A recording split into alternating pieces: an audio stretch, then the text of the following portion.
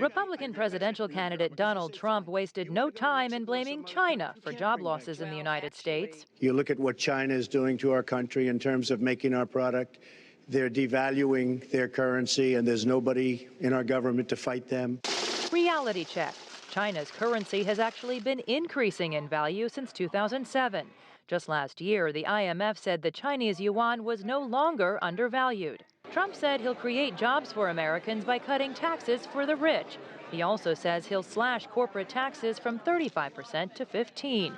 Democratic presidential candidate Hillary Clinton presented a different approach aimed at increasing middle-class incomes. That's going to be a job creator like we haven't seen since Ronald Reagan. He really believes that the more you help wealthy people, the better off we'll be, and that everything will work out from there. I don't buy that. The more we can invest in you, your education, your skills, your future, the better we will be off. But the biggest clash between the candidates came over the U.S. economy and trade.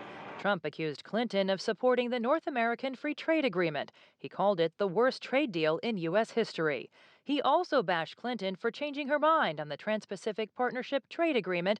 That deal, which Clinton helped negotiate, links 12 Pacific Rim economies, but not China. You called it the gold standard of trade deals. You said it's the finest deal you've ever seen. No. And then you heard what I said about it, and all of a sudden you were against it. Well, Donald, I know you live in your own reality, but that is not the facts. Trump also accused the head of the U.S. Central Bank of making decisions about whether or not to raise interest rates based on politics. As recently as last week, Fed Chief Janet Yellen said the Fed is a politics-free zone. Jessica Stone, CCTV, Hempstead, New York.